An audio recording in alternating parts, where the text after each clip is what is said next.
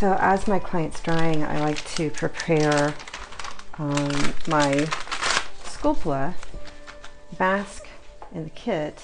I don't take it out before because I find that if even a drop of water hits that hydrogen mask, it just disintegrates and then you have holes in your mask and it's not pretty.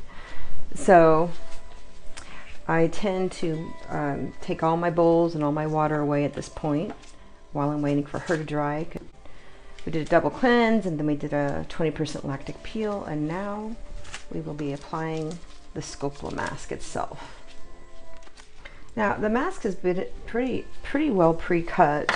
The only part that I really cut is the mouth part, because the philtrum area between the nose and the top of the lip is too short on most of my clients. I don't know if that's a Korean thing or they have really short philtrums, but I think American philtrums are longer, and so I just cut that a little bit so I can place it right in the center. Also, this is a good time. I always keep a vaporizer or essential oils going during my treatment, and at this point I will cover that or just turn it off completely, because my work area tends to be on the humid side and that will make the mask longer to dry. So if it's the middle of summer, you don't need any extra moisture in the room. It's going to take a full 30 minutes for this to dry. Okay, so she's fully dry. That's why I wait until after the cleansing and after the light peel that I do to set up my products, because they'll need a little drying time, and the drier the face is, you can tell she's dry. She's got a little bit of itchies here and there, but that's going to be remedied soon. So I like to do a big long line across the top and then on underneath both eyes. And I love this. People sometimes ask how you get this out. You squeeze the tip. So sometimes we're so nervous about a new product we don't figure these things out. So I just thought I would tell you. Now you can actually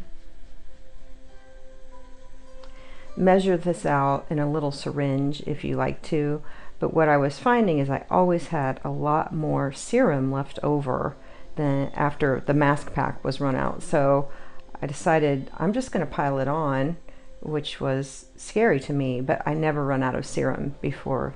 Everything runs out at the same time now. So if in doubt, just pile it on. Make sure you hold the hair back, because it's not impossible to get out of the hair, but it's not pleasant for the client for sure. This little applicator I actually stole from my daughter. She has like all these packets of new paintbrushes. I think this is from Walmart. It's very high tech, but I love it because it feels better putting it on like this than with the fingers. Don't you think, Kelly? Mm-hmm. Okay, so I'm gonna have Kelly. Soft. Yeah, it feels good. So I'm gonna have Kelly open her eyes and look up. Yep, because we want to get right under that lash line.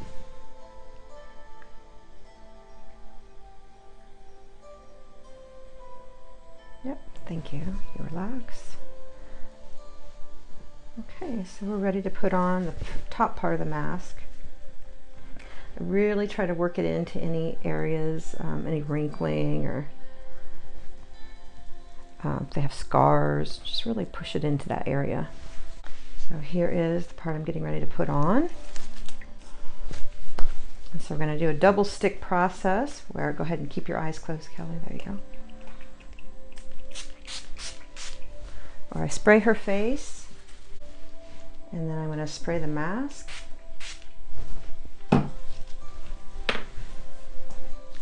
And the part that has texture goes down. I'm going to get it right at the top of her eyebrows because I don't want to get her eyebrows in the mask. Although if that happens, no big deal. Go ahead and open your eyes for me, Kelly. Look up. There you go. Perfect. And just smooth it on. Getting that as close to that upper ledge. You can relax. You can, yeah, close your eyes.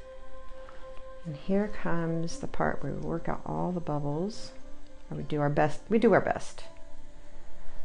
But you'll see you have just a few seconds before it just sucks the mask into the serum. Both the mask and the serum, this is an encapsulated hydrogen mask. The way this works, it's really kind of fascinating, is that the polylactic acid that's in the serum has an affinity for the hydrogen in the mask, and that hydrogen is the tiniest molecule that exists, and so the polylactic acid basically piggybacks on the hydrogen and it gets pushed into the deepest, they say deepest layers of the face, but it's really going in through the hair follicles. And that's how it stays and lasts so long. When you do this, make sure your fingers are as dry as possible. See, that's a pretty good seal.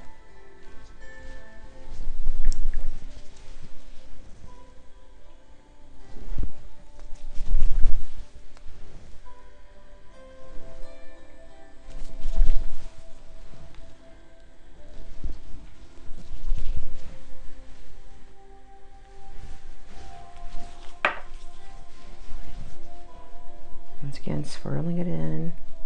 A little bit of glycation on this, on her chin, so we're just going to push that in. I will sometimes, I don't know if you have a dermafile or some sort of, I don't know if you've seen this, I'll probably cut this out, but a dermafile would work nicely to go in and sort of rough that up a little bit. But go lightly, you don't want to overstimulate the skin, but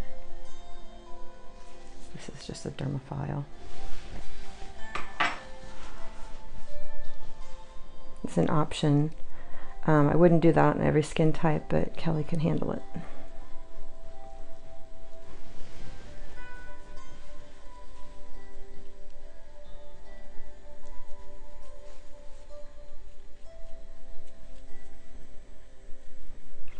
Now, I will go over the lips. The lips are not going to hold the mask long term, but it does give a nice plumping effect if you can get it on that vermilion border.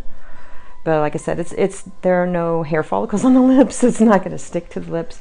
But it does for a few days, and so people will find that they don't, you know, if they have chapped lips, they feel better for a few days. But then it wears off quickly on the lips. So I'm getting ready to apply the second part of the mask, which ends about right here. And so I make sure I get right past the jawline and right in front of the ears, get all that.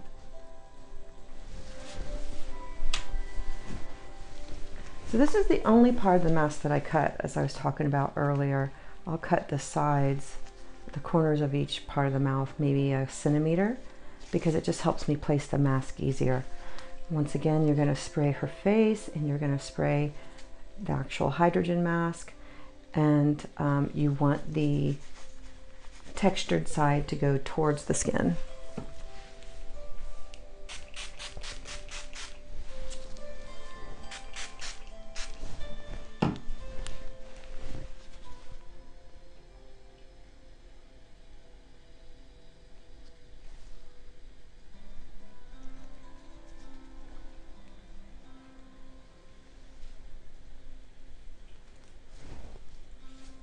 This is probably the portion that I find the hardest, but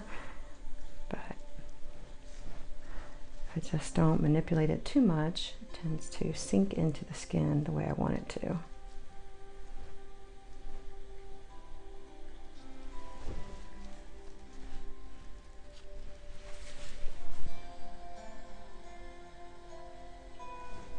And not everybody does this, but I just like to put a little extra on that top lip because that philtrum area of the mask is just short. I'm gonna fill in those lip lines. And so the neck I do slightly differently. A lot of people will just do the whole neck, and that's fine.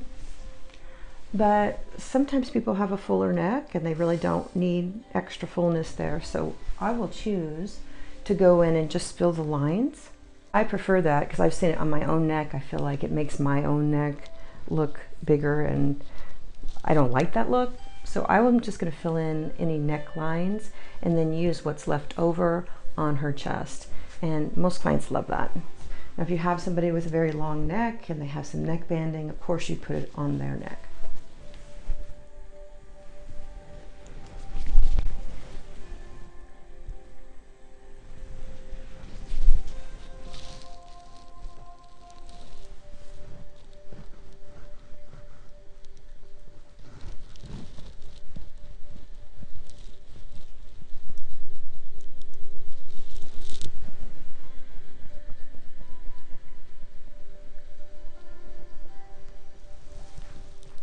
Now I will cover the whole neck with the serum because some of it will get in and stick around for a while.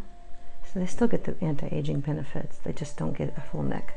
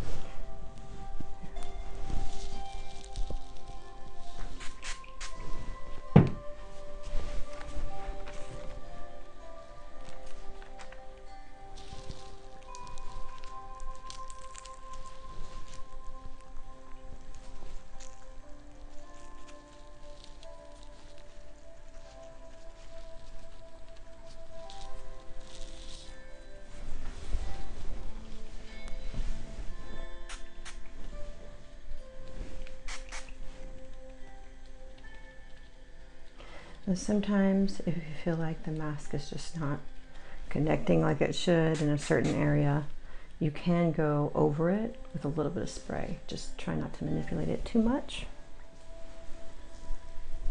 All right, so she's ready to go under the LED for a half an hour. If you don't have an LED, you could do an arm massage or whatever you like, but I tend to like to put them under the LED for added value.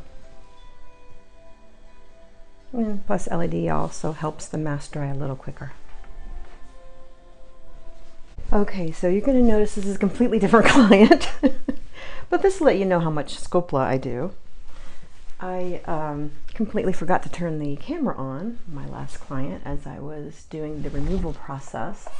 There's a couple things I like to have on hand when I'm taking this mask off. The SculPLLA mist, obviously, Q-tips in case I get some stuck in the hair. It doesn't get stuck in the hair, you know, like gum or anything. It does slide right out, but this makes the process much easier. And then I just stick the Q-tip in here and make sure I've got that. You know, I will take it like right over the eyebrows because I don't want to take any eyebrows with me.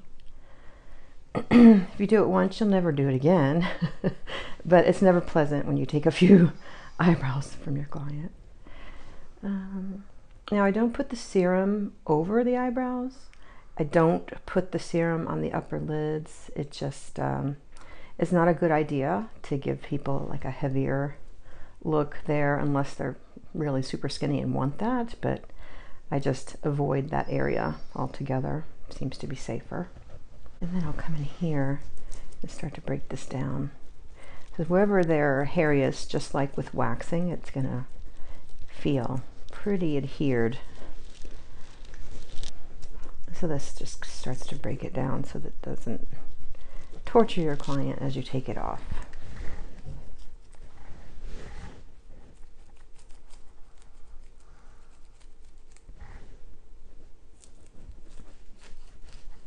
I really try not to get this into the hairline like this, but call me thorough. All right. I usually start down at the bottom so that I don't forget this part. And you just hold and peel, just like with waxing. Some people get really red from the activity of this mask. That's okay. It will dissipate in about 2 hours.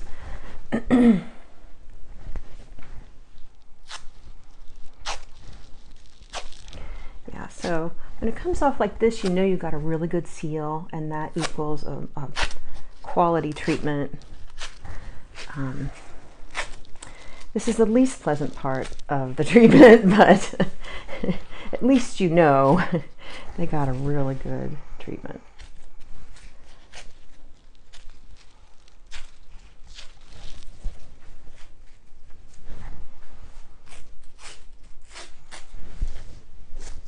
There, see, just a little bit stuck in there, and it's going to slide right out.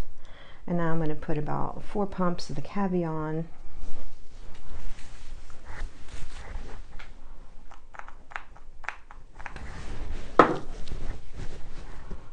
And the trick with this cavi is just to get it on the face sort of evenly and let it sit for a little while. Let it bubble up.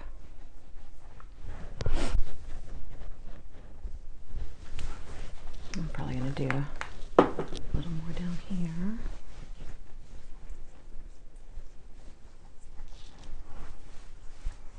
This cavi really extends the life of the mask, and when you combine the cavi with the SculPLLA mask, they tend to get results faster, and there's more of a wow effect.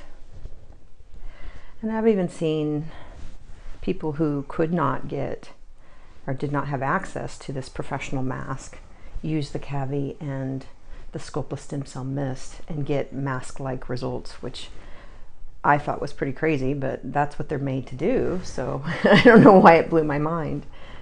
I'll have to look for that picture. It was a gal in my group that posted it. Alrighty, so sometimes you get little boogers from excess serum, so just roll them off, or your client will find them later. Yeah. And you want to tell your client, for max results, I don't want you to wash your face for 12 hours. Holly knows this. She remembers. If you absolutely have to wash your face, I would wait minimum 6 hours. And then for the next 3 days, you just want to make sure you're not doing any exfoliation, nothing with acids in it, no retinols, retinoids. Just washing with sort of a non-exfoliating cleanser and applying sunscreen during the day and washing at night and applying your night cream, and that is it. So no acids, no excessive rubbing. If they want to put makeup on the first day, I say to pat it in. But they're going to have to sleep in it if they want max results. So think carefully about that. Another thing you don't want your clients to do is go and get really hot, like have a workout. I had a client say that she was going to play tennis and that she's like, my face doesn't sweat. And I was like, doesn't sound like a good idea. And what happened was it caused the action of the mask to continue. And she got sort of bumpy around like the thinner areas of skin, like around her neck. And it dissipated after a week, but it just wasn't a pretty look, and she was going on vacation. So yeah, have your clients just go home and relax and really try to not do anything that's going to make them too hot or get stuck in the rain or wash their face.